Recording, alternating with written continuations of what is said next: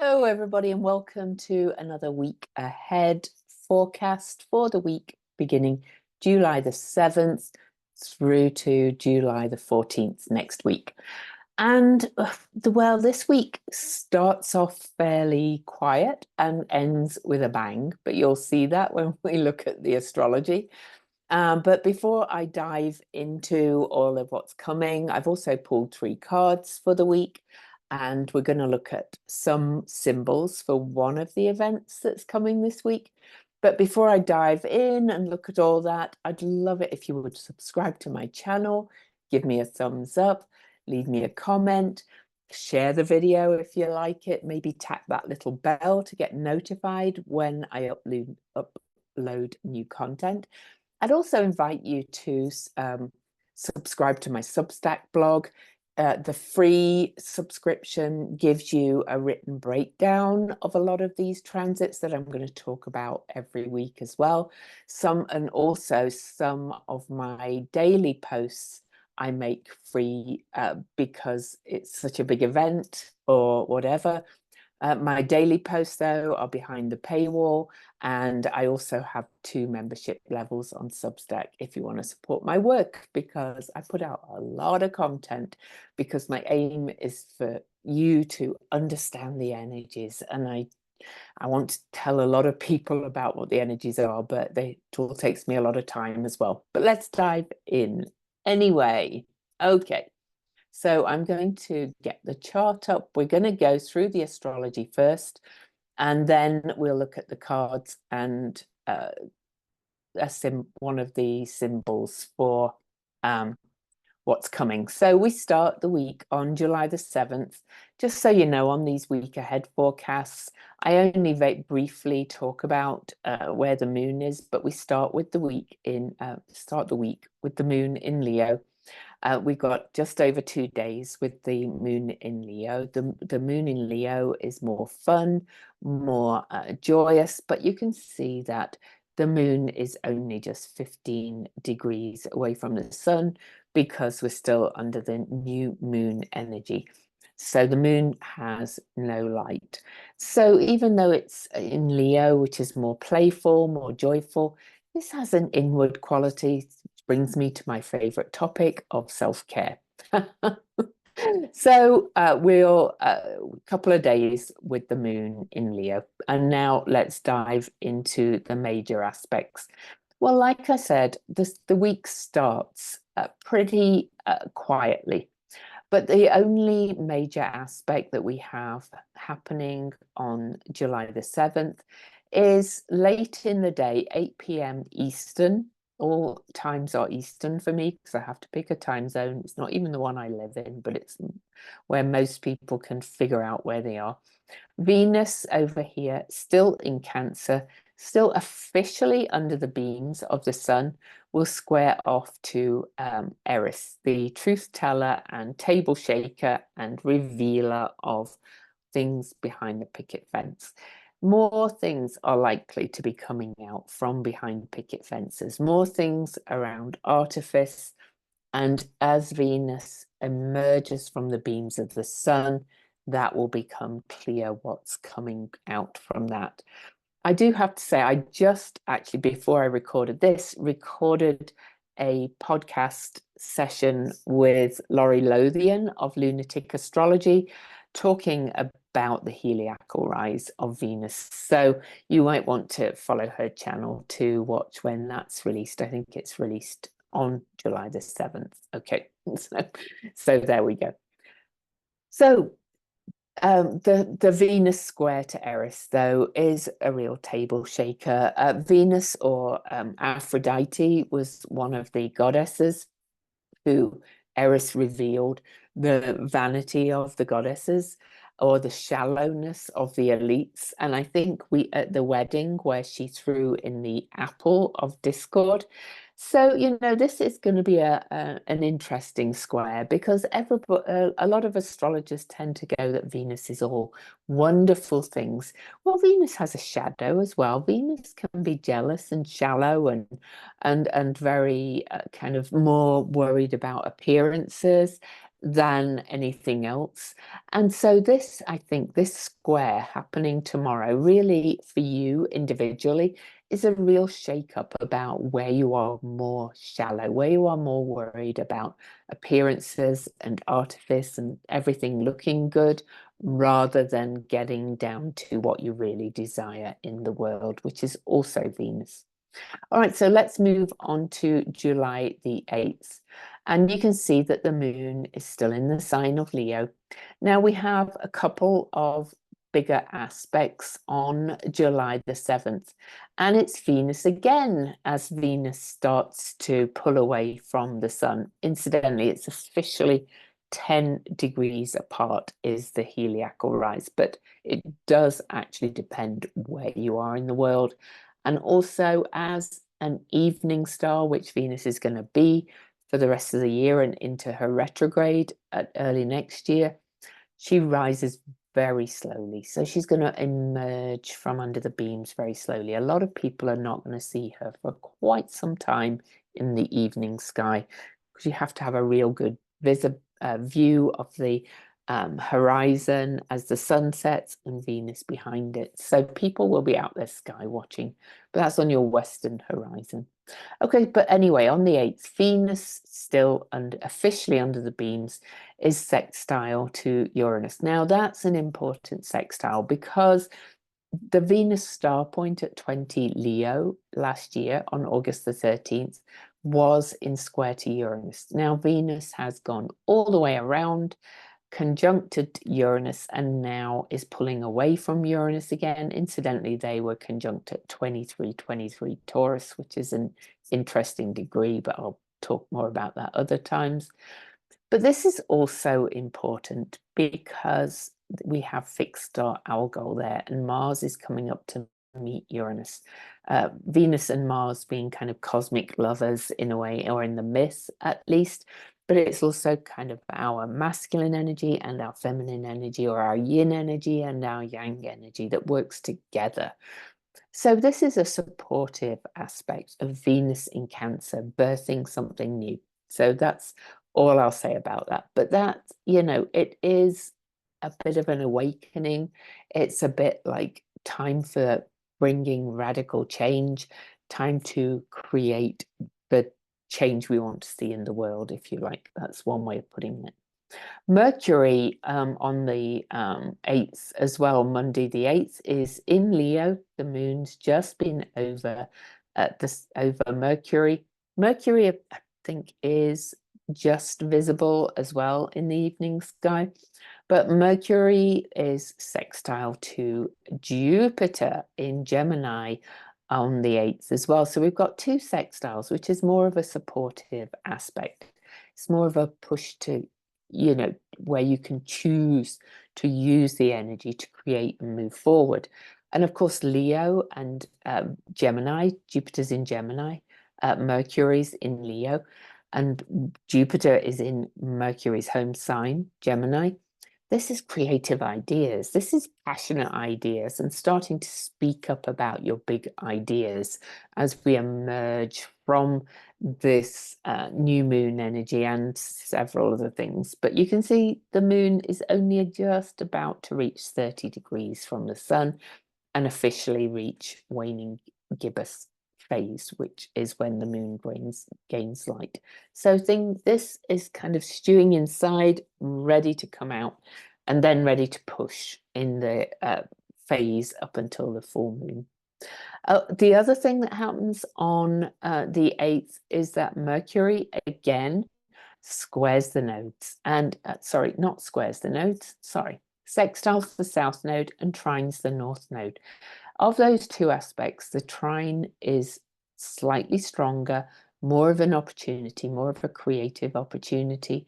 The sextile is also an opportunity, but kind of less impact generally.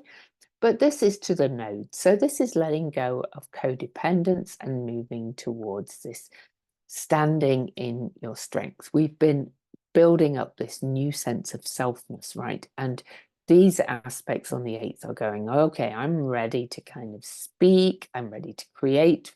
Venus is about to emerge. Mercury is emerging. We're about to kind of speak and act from what we create to what we wish to create and all those things. Now, on the next day, though, interestingly, so all of this is happening together. So I need to draw some lines. Okay, so let me, yeah, that's, oh no, that's not, I was looking at the wrong annotation tool. Sorry about that, everybody. I'll get the correct lines up. Oh, they changed things on Zoom. Oh no, there it is. All right, so we had Mercury aspecting the nodes. Okay, so that made that aspect there. Well, the very next day on the 9th, Jupiter aspects the nodes, and Mercury and Jupiter are still, this makes an envelope pattern to the nodes. Big ideas, really ready to move forward and start something with Aries North Node. Really say, I'm here ready to start these new projects, new ideas, something new is being created from these big ideas. Okay, so there we go. So you can see they're all kind of working together towards the nodes. Then later on the 9th, kind of very end of the day almost, and I'm not going to talk about it. I'll write about that on my daily Substack blog, but I will mention that Pallas Athena asteroid stations direct in the sign of Scorpio and heads back to Sagittarius. So those are the kind of things you get on my daily blog. So, all right, so let's just quickly move on to the 10th. I just got to move my list of all the aspects I want to talk about. Okay, there we go.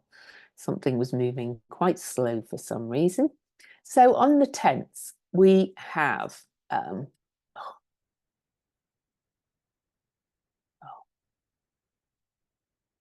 there we go, at last. So on the 10th, I'm just going to move clear drawings. There we go. On the 10th, the sun has moved all the way to 18 Cancer. Now the moon's in Virgo for a couple of days and is in the waning gibbous phase. The moon's starting to gain light. It's time to start taking action on those intentions you set on Friday night's new moon. And so the sun, though, reaches 18 degrees of Cancer, and then towards the end of the day has moved to 19 degrees Cancer, 19 minutes. That's a nice number. 1, 9, endings, beginnings. 19 is 1 plus 9 is 10, is a 1. Really new beginnings. The sun in Cancer actually makes a lovely supportive trine to Saturn over here in Pisces, and Saturn is picking up speed now. Saturn stationed retrograde at 19 degrees 25 minutes of Pisces, so he's moved 5 minutes by now. He's started to, oh my God. Let me just get that back. There we go. He's moving retrograde, so he's still not moving very fast. But here we have the sun in a supportive trine to Saturn. Clarity, kind of leaving behind a lot of those self-limiting beliefs of saying, no, we can't do this. I can't do it. I always do this. I never do it. This is a real kind of tenacious aspect of creativity. All right, saying Saturn is kind of letting go of more of those limiting beliefs and the I can'ts, turning them into I cans over time. But the sun trine to this is saying we can birth something new. All right. And then on to the 11th. On the 11th of July, which is Thursday, we've got all the way through to there. I talked about this in depth with Laurie on her Lunatic Astrology channel again, so you can catch that. Venus will trine Neptune, and Venus leaves the beams of the sun. You can see this is actually 10 minutes, 10 degrees apart. It was actually really late on the 10th in Washington, D.C. You can see now it's 10 degrees and 1 minute apart. Again, whether you'll see Venus, it depends where you are, but you really start to feel her energy when she passes that 10-degree mark. So she's officially not under the beams of the sun anymore. And this is at the anaretic degree, that liminal kind of threshold, moving beyond. At Cancer, kind of compacted creativity, birthing. She's in a trine to Neptune. So this is magical and mystical and higher love. Venus is exalted in the sign of Pisces. Neptune is the modern ruler in Pisces. You'll see on Laurie's video that I called it the rose-colored spectacles um, aspect, Venus and Neptune. But I don't mean that in a negative way. I mean it's time to choose to put on your rose-tinted spectacles and start to see the magic in the world and what we can create.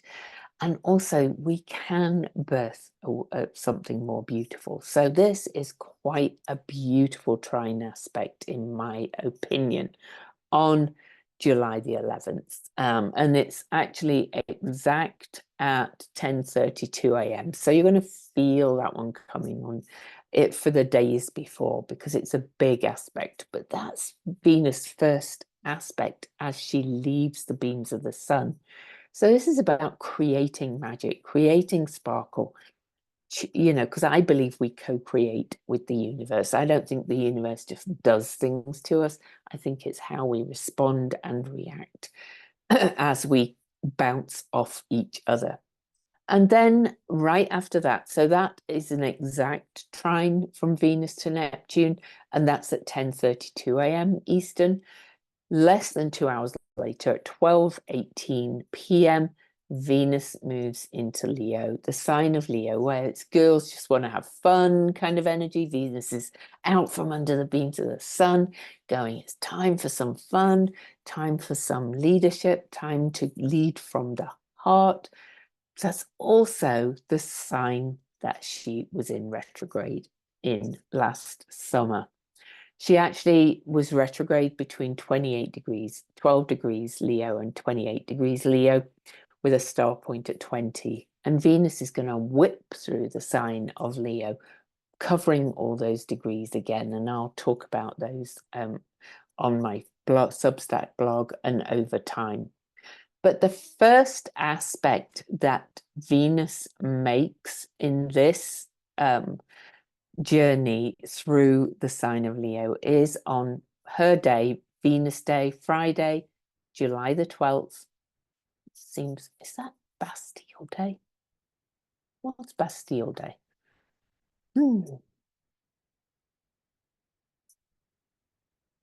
Bastille Day. Oh, that's July the 14th. Okay. Well, it's not long before it anyway. And we know that France is going through a revolutionary time as well as the US, but I'm not going to go into that now. But anyway, July the 12th, Friday, Venus Day, with the only major aspect we have is Venus reaching 1 degree of the sign of Leo and opposing Pluto at this point, 1 degree, 7 minutes of Aquarius. And that is kind of set, if we think of Venus as Persephone, this is Hades, this is her shadow self, this is her going into her underworld, eating the pomegranate seeds, losing her innocence. Now Venus is opposing Pluto. Pluto is in the sign of Aquarius, which is the humanitarian, the idealist, but also kind of can be quite autocratic. But Pluto is retrograde, kind of revisiting some of those topics. And Venus is in the sign of the sun, saying, let's have a look at how we lead, and let's have a look at our leaders perhaps too as well. And are they leading for the people or for themselves? Are you leading for the people or for yourself? Are you leading from that heart, from that creative, self-expressive inner child space? or are you leading to be controlling and control over others? So that's Venus first aspect on July the 12th. All right, so on to July the 13th, we have no major aspects, but you can see the moon had moved into the sign of Libra on July the 12th, and on the 13th, still in Libra. So we get almost 3 days of the moon in Libra, seeking more fun, more balance, more sociability, with Venus come out to play in the sign of Leo next weekend, and the moon's great gaining light, and we're heading towards the first quarter moon next weekend. Oh gosh, sorry, these damn PDFs and arrows, they get my cursor stuck. Next weekend should be a really sociable, really fun weekend if you want to do something with those you love, with people who you're in significant relationships with. The 13th is an awesome day for it because there's no major aspects, although, okay, we will feel the main aspect of the week, and it's officially really in the next week, but I'm going to get this aspect exact but I'm going to talk about it now because we'll feel this building, and you're going to hear a lot of fear around this aspect. Mars meets Uranus on Algol, the fixed star Algol. Now then, Mars and Uranus meet just over every 2 years. So August the 1st, 2022, Mars and Uranus met during the on the North Node. So you can go back and see what was happening around those times in your life if you choose to, because Mars Uranus is sudden radical change.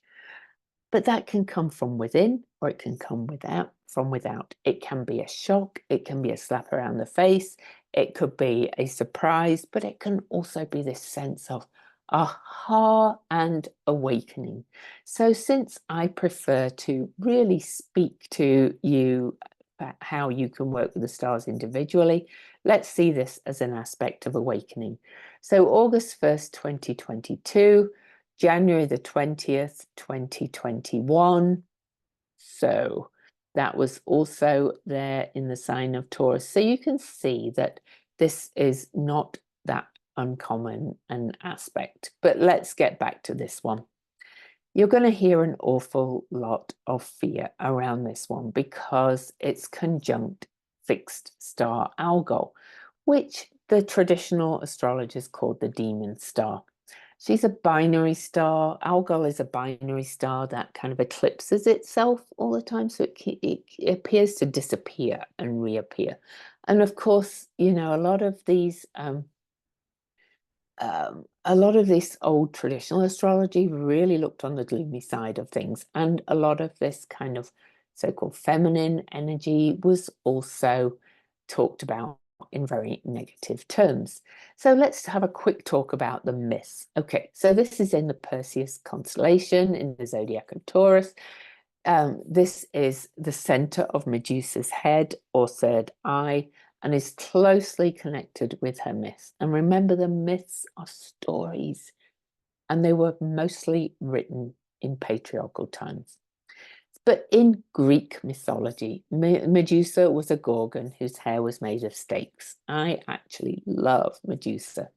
She was said to be a terrifying sight, and anyone who laid their eyes on her was petrified and turned to stone. But after having her head chopped off, Medusa became a powerful weapon in battle. So, and she became Pallas Athena's weapon. Okay, and Pallas Athena was the jealous kind of goddess who turned her into a gorgon. Okay, but that's a long story. I'm sure you can look up that. Medusa wasn't always kind of this powerful weapon in battle. She started out as an oracle goddess, so she has this oracular nature as well. All right. And then Medusa was the kind of weapon, if you like, or defense as well, who, if you were standing behind her, she was protection. If you were in front of her and her eyes turned on you, you were cast a stone. So you can see that Medusa, like all energies, can go both ways, as can this fixed star, all right?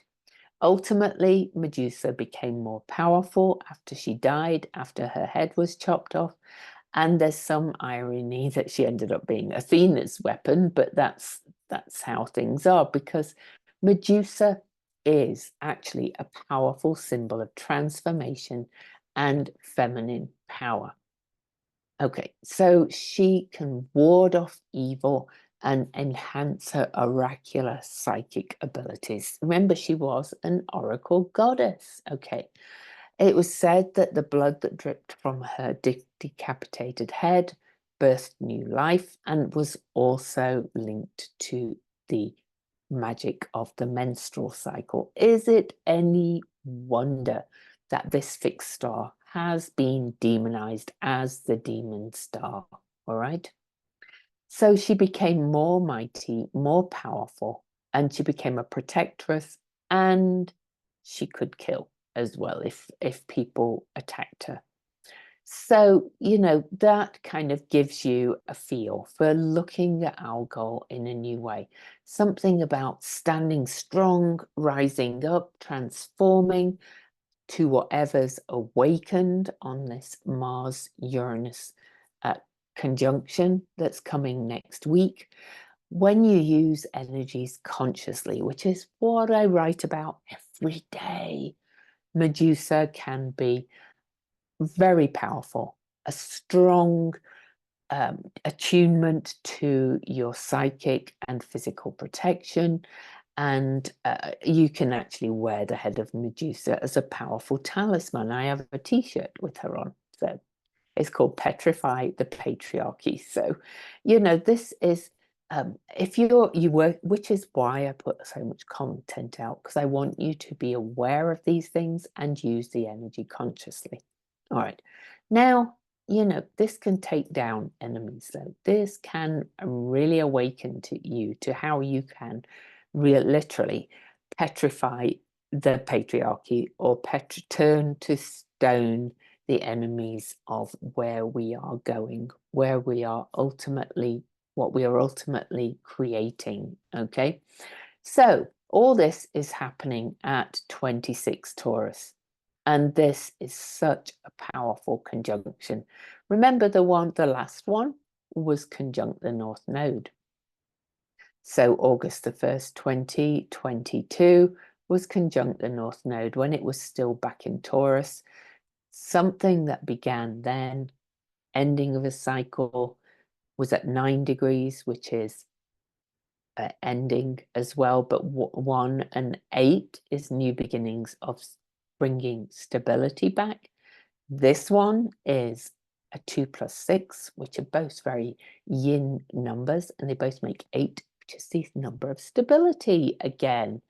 So this is a powerful, powerful conjunction. It's actually exact at 10:04 a.m. Eastern Time on July the 15th, which is the Monday. And I normally go Sunday to Sunday, but I wanted to include this one. I've totally skipped the 14th, by the way, because the 14th had no exact aspects either. Okay, so on the 14th, let's go back one day. On the 14th, I'll just talk about where the moon is. The moon finishes up in Libra and goes into Scorpio. Incidentally, how Maya stations direct as well on the 14th, but I usually speak about those in my daily writings for paid subscribers. But let's go forward again and look at this conjunction. It's a big one. Okay. And it could go either way. It could petrify or protect. But you get to choose it consciously, especially dependent on where it is for you in your chart and what it aspects. So you need to know your own astrology a little bit. I don't do all signs forecasts. I suggest everybody just understands the basics of their chart and where everything is.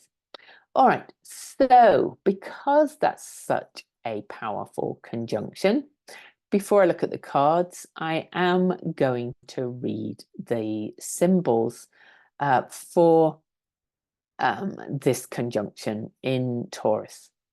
So the Omega symbol by John Sandbach is a greenhouse full of tropical plants set in a snowy landscape. Doesn't that sound like we're hothousing something new? He says this degree really is overall about listening to your soul and discernment.